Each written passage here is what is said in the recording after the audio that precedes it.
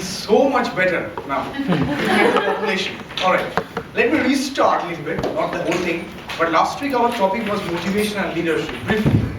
And I also talked about how management is an interdisciplinary subject, how much we have borrowed from other social sciences like economics, political science, sociology and anthropology.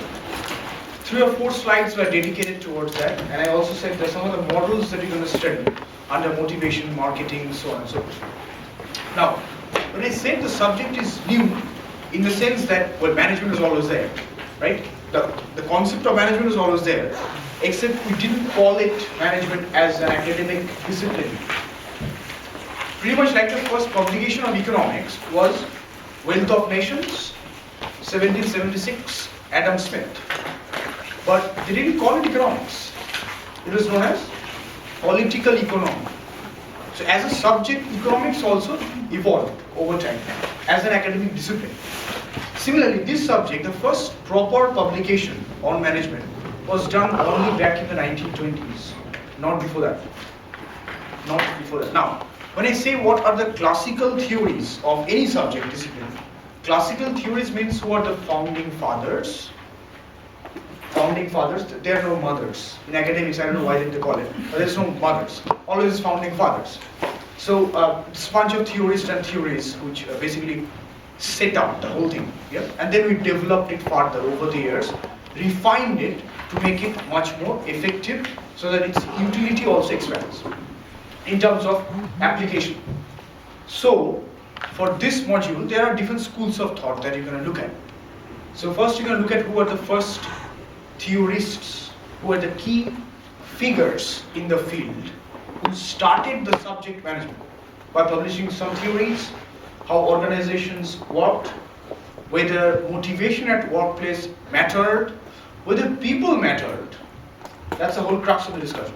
Whether people mattered or was the entire focus on output.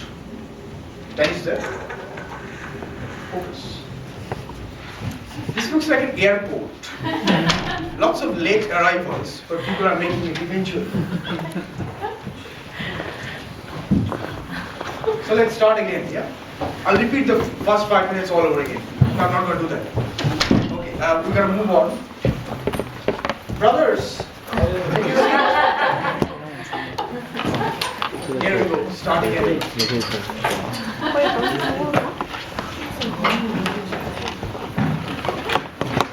Do you really think you can see the screen if you sit over there? Strategic move.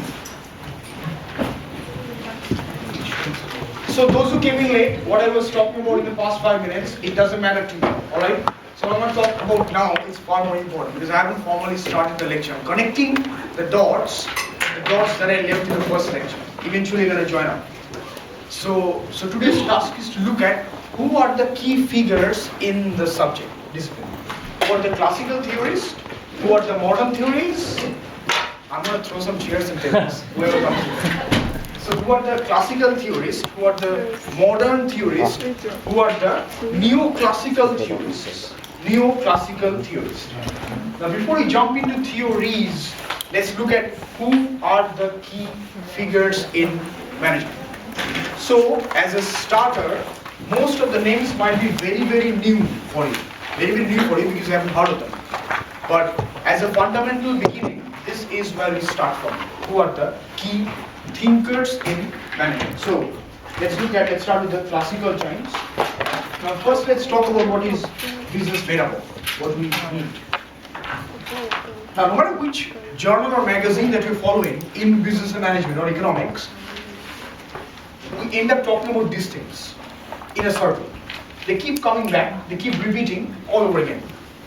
Now some of the key articles, some of the key journals and magazines that you will study, is I think briefly mentioned in seminars last week, was Harvard Business Review, Harvard Business Review, and also The Economist. Hi. I like selfies.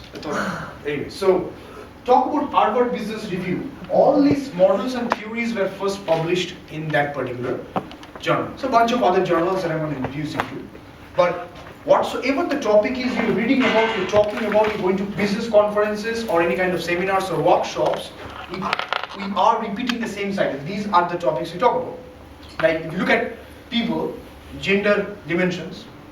Like the other day, when we were doing the seminars, we're talking about entrepreneurship and leadership. Yeah? 99% of you keep saying he. The strong bias towards leaders means he. They cannot be women. Yeah? Women are not good leaders.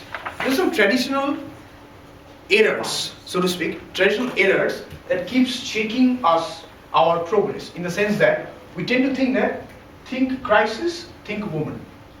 This is a quotation. Think crisis, think woman. They are not effective leaders whatsoever. Now there's a variety of cases which is going to break this myth. This is not true at all.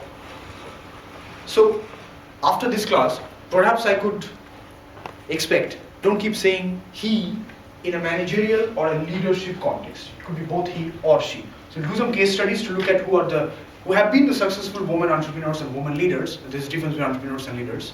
And what are the characteristic traits that we study? Is gender dimensions important? There are two topics, remember this all your life. Well, at least most of your life, not all. Two topics that you are never going to reach a conclusion. Two topics that are never going to reach a conclusion. First, if you're going to a seminar or a workshop which is talking about corporate social responsibility, some of the good things that companies do for the society, is it for ideological purposes or is it just for self-marketing purposes? Right? You're doing good things to the society so that your public image gets better. But there might be some other companies who are really doing it for altruistic reasons, ideological reasons. But there's a huge school of thought which will argue. There's no one answer to this. Second is, if you go to a seminar or a conference which says, who is a far more effective leader, a man or a woman? Whether it's a 5-day long conference or a 10-day conference, it's a waste of time. You're just going to end up having a lot of case studies and examples. Nobody's going to come up with one right answer. Very context specific. It's not gender specific. It is very, very context specific, time specific, sector specific, and individual specific. Can you follow me so far? Yeah? Good. Where are the brothers? Yeah. Can you follow me so far? Good. Next thing is structure. This is about power. Well, more about power. How the decision making process is taking place, who takes it, and who follows it. Who takes it and who follows it. Now briefly we talked about aggressive leadership last week. And I said aggressive leadership is pretty much like a one-way thing. I take the decisions, you just follow. So you just follow. So this is pretty much one way in the sense that you've got a top-down approach. Top-down approach is tall structure. Top-down approach is tall structure. You've got a top-down hierarchy, power structure. Second is flat. You've got a democratic or a participatory style of leadership or participatory way of doing things. Like you may have seen organizations where employees are asked, employees at all levels of the organization, doesn't matter if you're high in the hierarchy or low, they are asked to come up with new ideas. And if you do have a new idea, there's a drop box at the end of every floor. They say, if you've got a new idea, write it down, write your name and drop it in the box. And every week and every month, the management collects it to see how many new ideas are generated, which ones can be commercialized. Which ones can be commercialized. So this entire process of decision making or leading to an innovation, this is not done just from the top layer of the organization, it's done by everybody. So everybody feels a part of the organization. So there is a difference and people say that I work for this organization rather than saying I work with this organization. And the difference is if your individual goals are aligned to the organizational goals, that means you're not working for somebody, you're working for yourself. Right? The whole process is fulfilling. The whole process is fulfilling. Why? You are being acknowledged.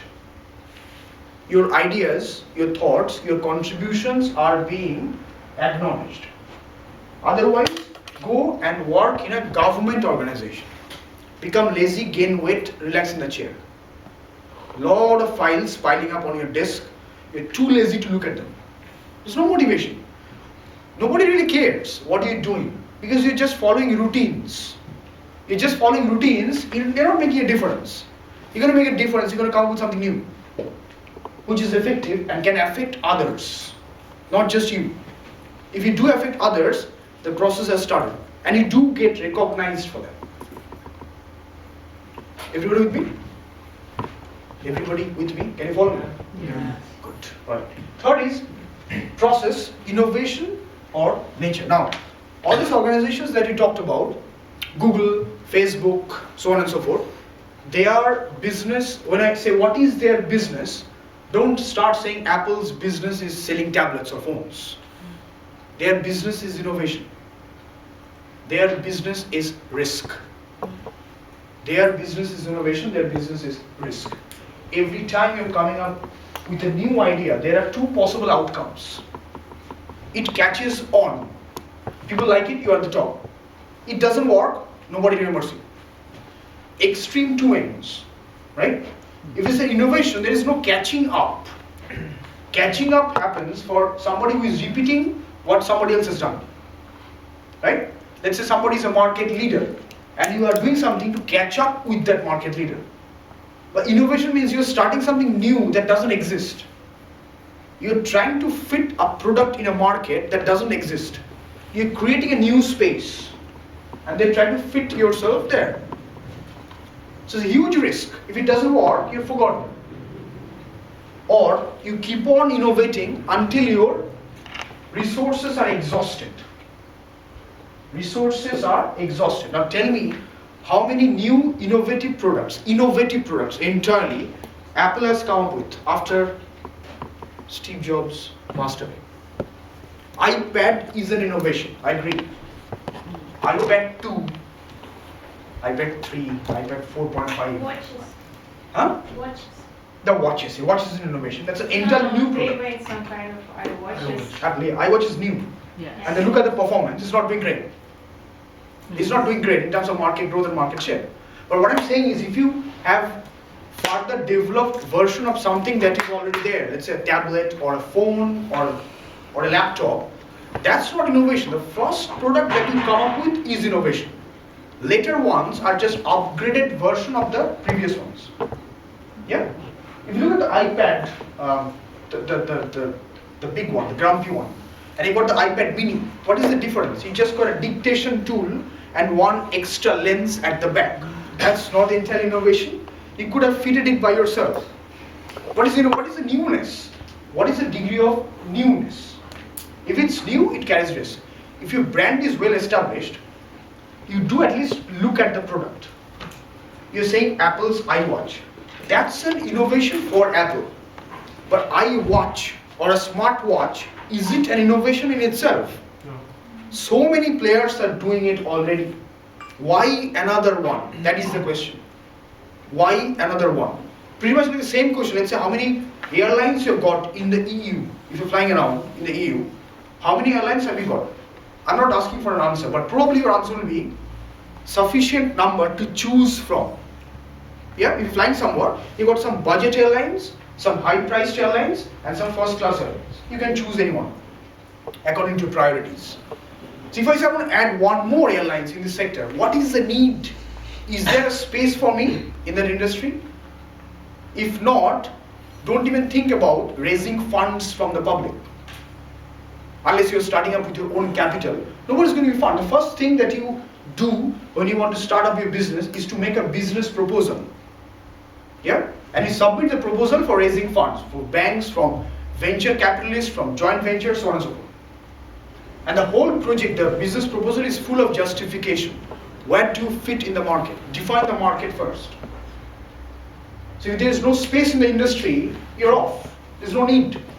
Now you are curious about Apple. Why? Because Apple matters.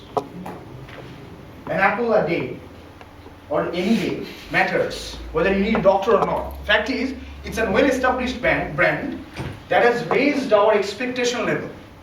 It's known for innovation. So if it sits quiet for a long time, you're going to start thinking what's wrong with it. If you raise the bar, you've got to maintain it, right? Now clearly it has slowed down over the years. It has slowed down over the years in terms of the number of new releases. Not product releases, but entirely new product releases. Upgraded versions are not entirely new. So that's an example of product innovation. Now, we do have another example for process innovation. Process innovation is not about coming up with a new product. Process innovation is mainly about when you change the way you do your business. Change the way you do your business. You have got one office in London. Okay? You got 500 people working for you. You suddenly decide, let's start operations in 5 different countries. Yeah? 5 different countries, and you've got 2,000 employees now, in total, considering all the branches. Then you hold meetings. Some things never change, even if you expand your business. First is, you've got to still hold meetings. You still need to motivate your employees. You still need leader in each department. So for the meetings, what do you expect them to do? Fly over all the way for just one meeting, 1 hour meeting? It's a heavy dependence on technology. It's a heavy dependence on technology. You do Skype or virtual communication, right? This changes the way you run the business. Now there are obvious questions like, who is more effective as a leader? A person who is standing in front of you, or somebody giving instructions and guidance on the screen, virtually. So these things do come up. I'm just raising some of the valid and relevant issues that we talk about today, and then we're going to substantiate on that in the seminars. Start thinking in these lines. Third is, you look at process, we talked about innovation nature. Fourth is environment, internal and external. What are the things that matters inside the organization? Have you got the right resources? And by resources, I don't mean money. Have you got the right people for the right job? Right set of skills to go forward with? Yeah? Right resources to build your long-term capability. That is one. Now these things you can control. These things you can control. How do you control? You identify what motivates your employees. You identify their needs and you try to satisfy them. If their needs are satisfied, their performance might go up. Yeah? Your efforts lead to performance. Performance leads to results or goals. So raise the efforts, performance is going to go up automatically. Well, not automatically, but there's a direct correlation between the two variables. Yeah? Can you follow me? Yeah. Mr. Jetli, you're so silent. Can you follow me? Good. Alright. So, second thing is external. Now, I said that you can control your internal resources to some extent. Like what motivates people, what also demotivates them. It's also important to understand, right? But the external variables you cannot control. Most of the external variables you cannot control because they are at the macroeconomic level. You want to start a business, you can't just start raising funds and open up a store or a business. You got to do market research. Sometimes market research can take up to 2 years before you actually start. Or you might decide, let's not start because it's not going to work. What is the point of doing a market research otherwise? What does market research tell you? What would be your expected demand for the product in the market? How customers would like to see it, receive it, how do you deliver it, things like that. Also, what would be your projected revenue? What would be a projected revenue in certain markets for the next 2 years? Okay, great. Your research is fine, it's valid, it's feasible, and you go on starting your business. Suddenly there is a recession or any kind of business cycle that's going to damage the new industries, new entrants. What is the problem with new entrants? New entrants don't have as many resource capabilities as the old existing ones. Existing ones have survived over a period of time. Example, if you look at IBM, the age of IBM is over 90 years. What does it tell you? That means it has survived all sorts of market fluctuations and it's still there. But if it's a new business, the absorption capacity of the shock is low. That affects the way you run it. Or the business never takes off because of the macroeconomic factor. I talked about recession. That's an economic one. There might be political disturbance. There might be social instability. You can't measure these things when you're doing market research. You're not studying politics. You're studying business.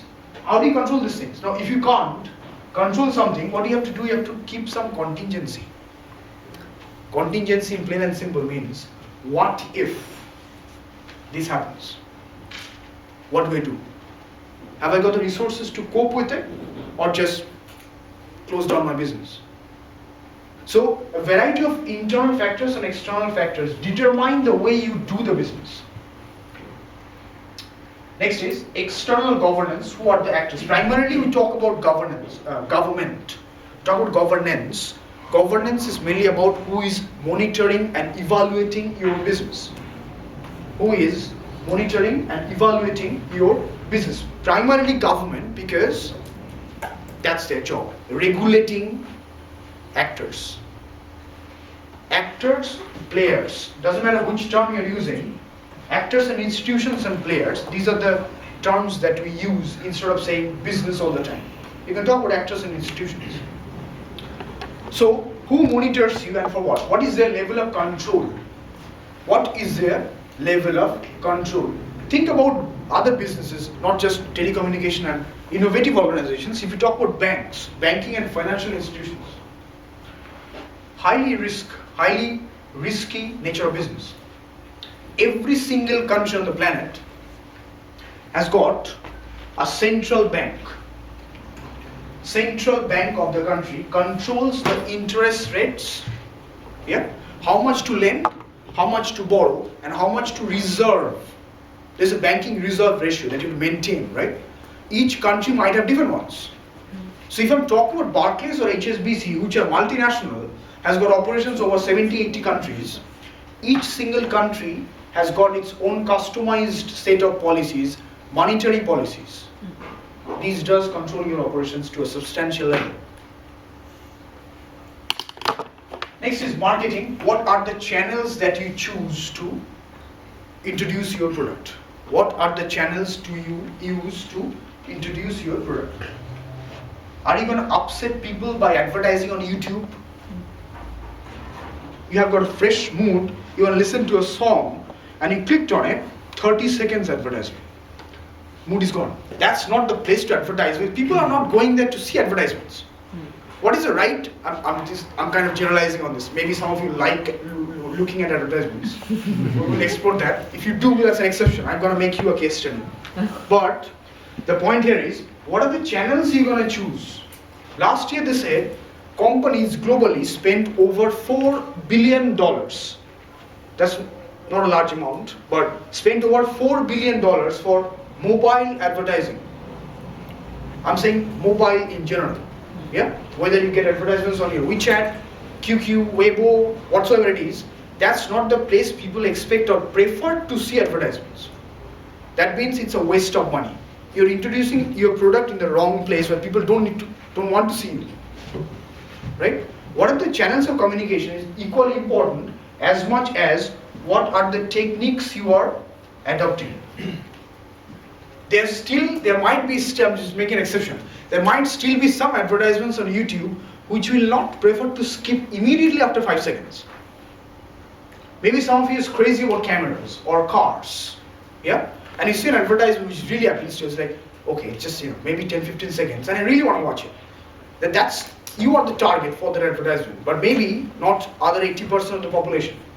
How do you design your advertisement? What is the language you use? That also matters. That also matters. The whole thing about advertisement is about perception. The whole thing about advertisement or marketing is about perception. Where do you place the product inside your mind? How do you see it? How do you see it?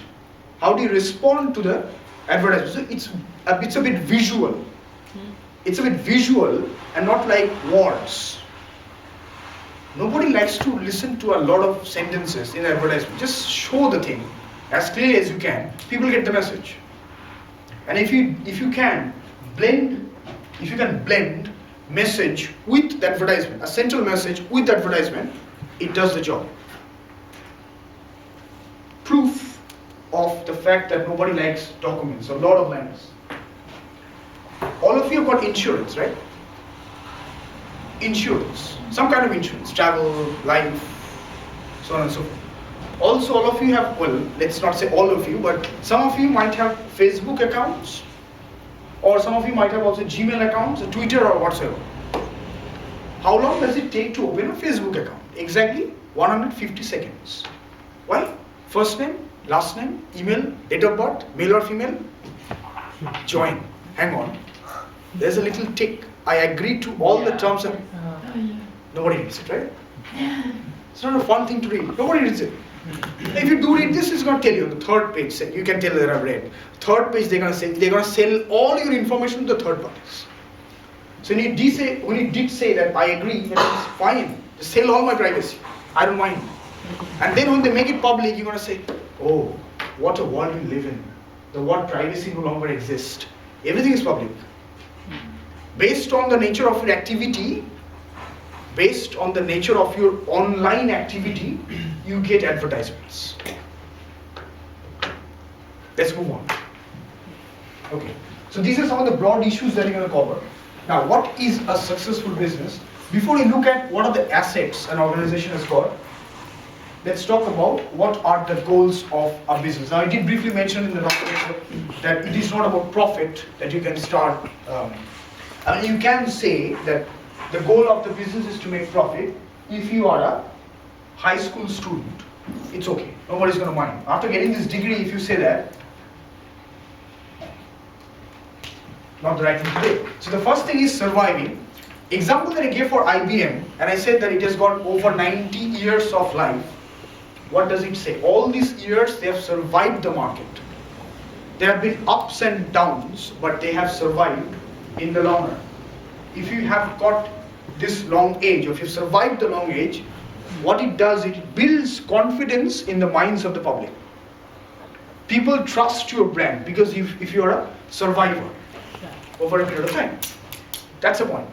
And of course, if you do maintain your survival over a period of time, you maintain some kind of growth rate. If your growth rate is consistent, you achieve certain level of profit, and then you maintain it. The process continues. But just to start, I mean both your internal and external variables are not strong enough to put you down. You survive. There's the process that starts. So these three are the broad goals of a business. If you talk about diversification of a business or product differentiation, these things come much later on. These are the primary goals of business that you do in the short run. Now, what are the assets? Now, what are the biggest assets of an organization? How much capital you have got? How many buildings you own? How many banking partners you have secured? Primary thing is, how many motivated staff have you managed to secure? You take away all the toys, the buildings and everything else. You keep your staff intact. You can build everything all over again. Motivated staff is a key asset for any organization, anywhere on the planet, no matter which business I'm talking about. Second is, what is the main driver of an organization? Both internal and external factors or drivers. Third is, what is the study of business largely the study of? Is it about individuals, individual economic entities, studying macro variables, or is it about governance? Mix of all these factors and drivers. And also study of how you manage people. Now the thing is, we'll do some case studies where I'll give you a situation where a particular individual or a staff is not motivated at work. So if staffs are not motivated, what happens? If productivity falls, right? You're not performing at your peak level. So, what is the solution? Easy. Fire them. Yeah, fire them. Simple. Get somebody new. Now, there's a philosophical statement which says that it says something along these lines that if you can't solve a problem, delete it. But you don't study management to fire people. You find ways to motivate them. If they're lacking motivation, find out the things that motivates them and then make sure that the needs are satisfied. So firing is the last thing that you should think about after you study the management discipline. So it's also about how you mismanage people. What are the wrong things that people do? You can't motivate everybody by money, or you can't put certain people in a certain group for certain tasks, so on and so forth. We'll go further in depth and see what I'm talking about. So this is something just as a revision thing. two broad types of motivation. Before I jump into the motivation theories, intrinsic and extrinsic are the two broad types of motivation. And then we talked about many other kinds of leadership, but I mentioned transformative at the very top simply because of the reason, because if you're familiar with the leadership literature today, as of 2015, the entire focus is towards transformative leadership style. A lot of publications, a lot of leaders are adopting this approach. So that's a catch of the times, transformative leadership style. And of course, you've got strategic leadership style and also transaction, which is more of a give and take relationship between the leaders and the followers. These two are strongly related and interconnected, motivation and leadership. You cannot study either one of them independently if you're studying a particular case in point. Of course, you do have theories individually, but studying motivation in an organization, leadership will come up in the discussion.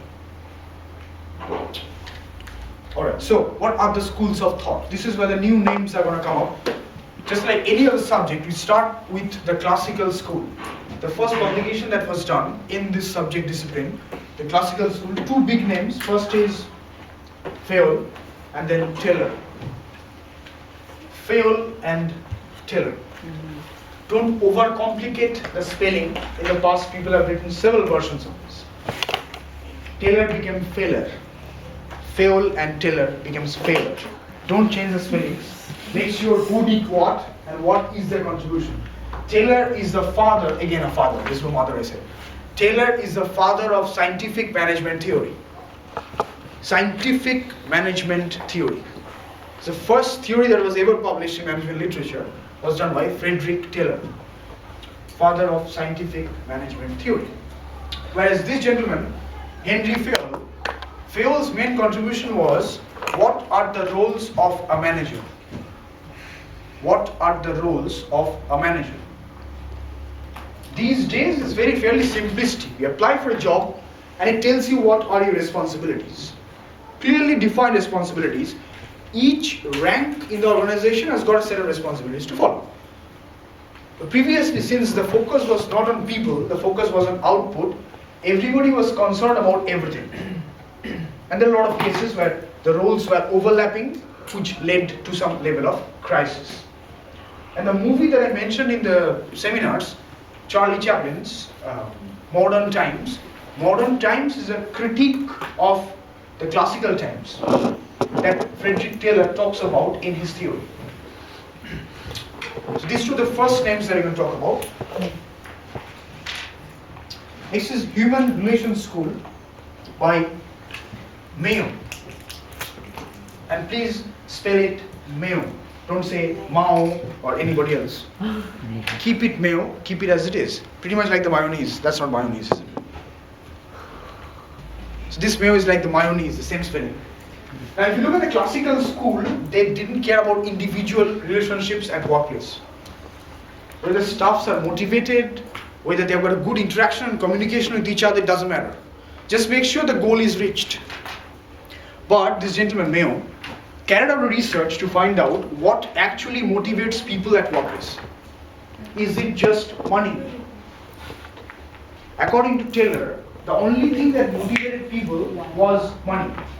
Pay them more, they're going to do more work. But actually the fact was, the way they interacted with each other at work, the way workers communicated with each other, that also influenced their performance. That's Mayo's theory, which is called Human Relations School. Now, the fact is, don't forget this, I'm saying these are the different schools of thought. Schools of thought. So don't automatically presume that this is a modern school of thought. They belonged in the same timeline of history, 1930s to 1950s. Just the fact that they had different views on management. They had different approaches to management, but they are in the same period of time. So don't change the timeline, because we have got some other timelines ahead. Next is Max Weber's bureaucracy. I'm going to wrap it up, because next is the systems approach by Wiener, at least know the names, followed by contingency theory, and then finally Maslow's motivation. I quickly went through this Max Weber systems theory and contingency because they're not a direct part of your syllabus for this module. But that doesn't mean that you should not know about them. At least you should know that they exist. Okay? So that's the whole point, because I wanted to show you the timeline of schools of thought so that you know who is who. You talk about Max Weber, you talk about bureaucracy. And then you have the systems approach. Systems approach is not gone entirely. The whole idea is about mechanistic organizations. Mechanistic organization. Following routines, following hierarchy. But then we have got Abraham Lincoln. No, not Abraham Lincoln. Abraham Maslow. Okay, Abraham Maslow, who came up with the first theory, well, not really first, but first theory that actually looked at the needs of the individuals. Maslow's hierarchy of needs. What are the needs that dominates people's behavior and actions? That's the first theory on motivation that you're going to look at. So this is the brief timeline of events, timeline of schools of thought that you've got in management. Now there are a few more after Maslow that you're going to look at, but for your syllabus, for this module, the important ones are, first, the classical school. Classical school of management is not important. Classical school of management is super important. Okay? So please do study them in detail, followed by the human relations school, and then you're going to jump straight into Maslow and motivation, but know the names that you got in between.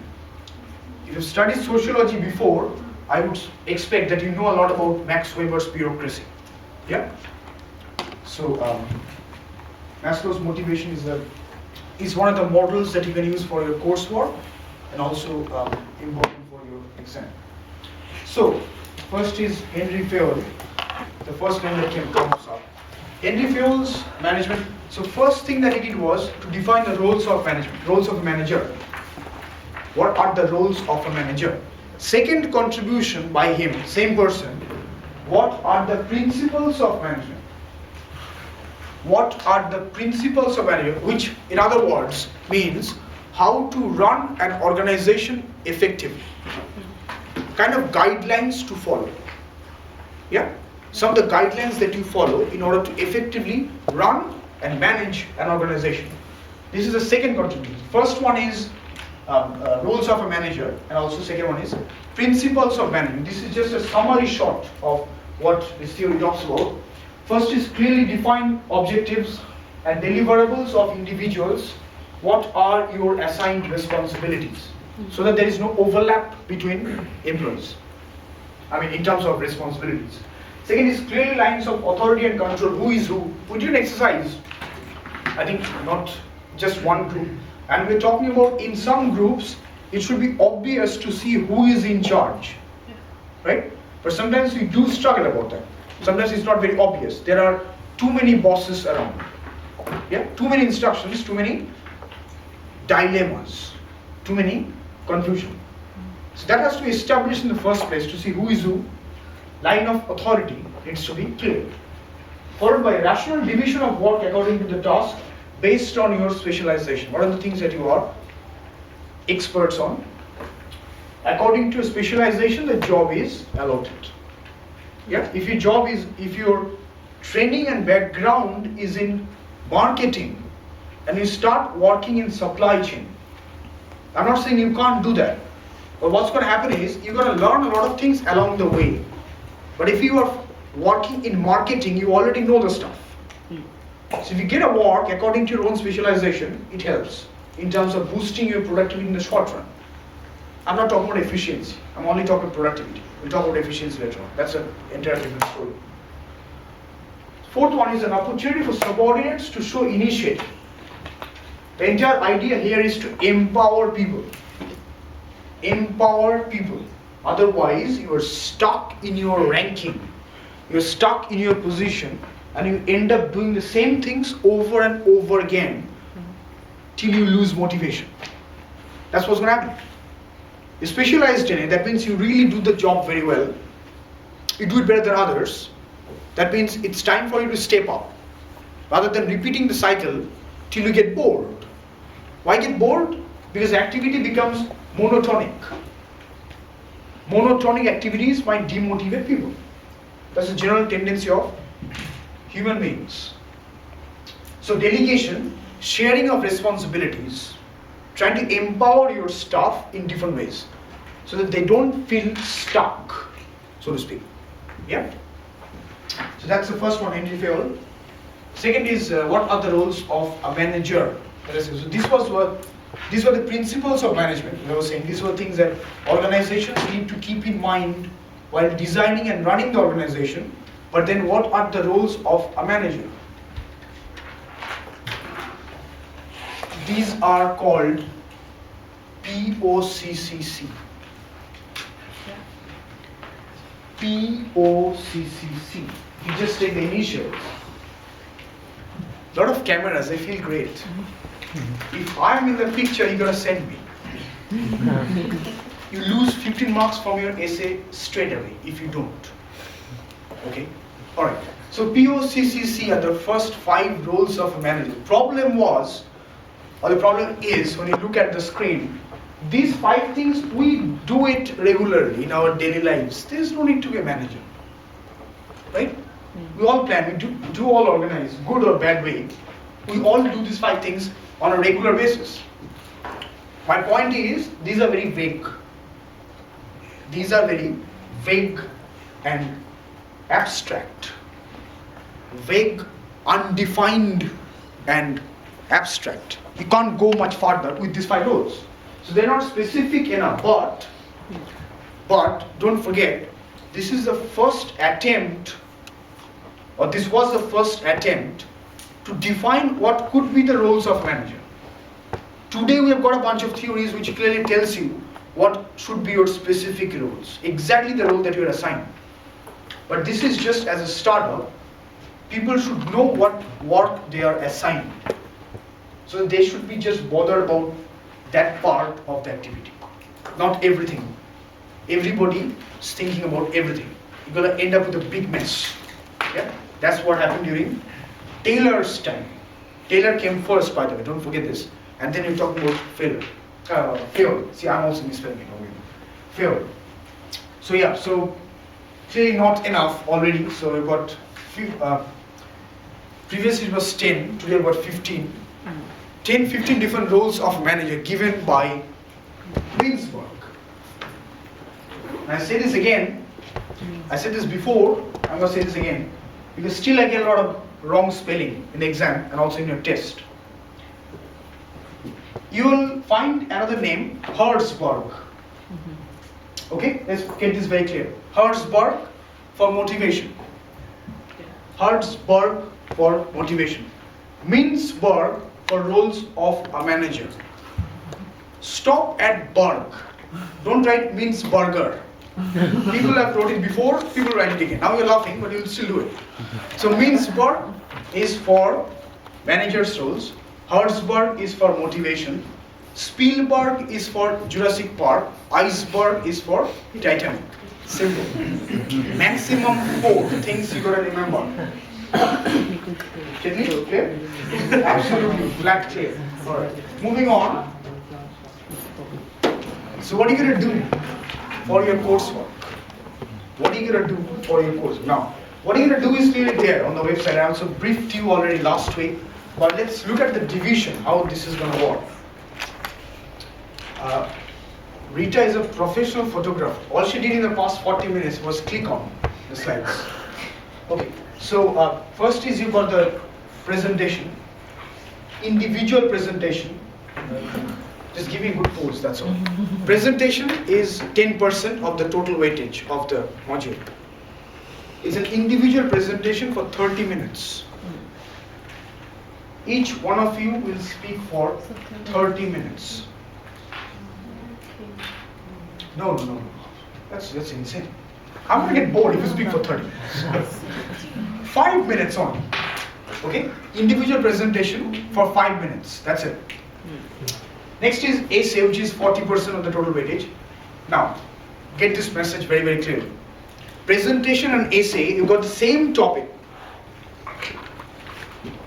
Same topic. So it's just one piece of work divide it into two parts. Don't treat it separately. Yeah, there's a subtle difference what you're gonna do when you're delivering it.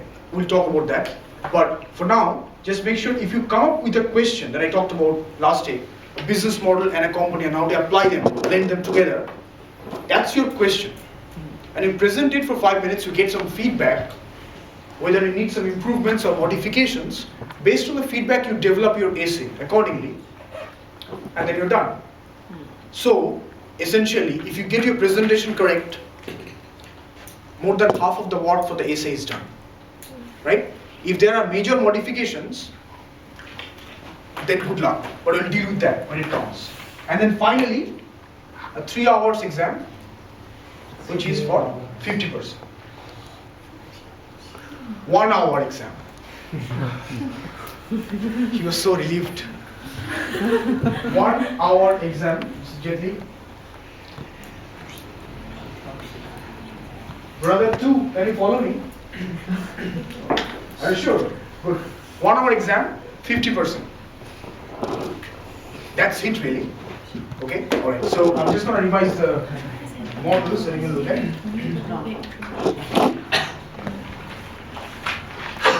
This list is not exhaustive, but I did say in the previous lecture that I had to draw the line.